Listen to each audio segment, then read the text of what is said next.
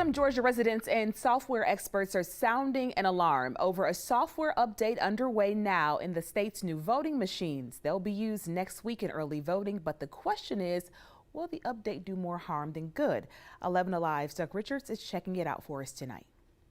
The state told us last week that the update was routine, but the sheer scope of the update on each one of the state's 34,000 or so voting machines is what's raising eyebrows. The biggest update occurred over the last week at Fulton County's voter warehouse in northwest Atlanta. Critics have filed suit to scuttle the voting machines because they say the update is more than Georgia's 159 counties can safely handle. The counties then have to test the voting machines afterward to make sure the new software didn't deliver any surprises to the rest of the programming. Software security researcher Hari Horsti says it puts the entire election at risk. There is always possibility of unintended consequences.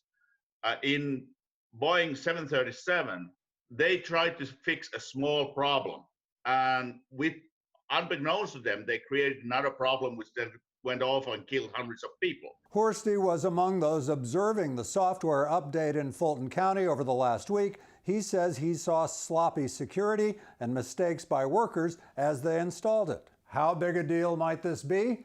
Tonight on 11 Alive News at 6.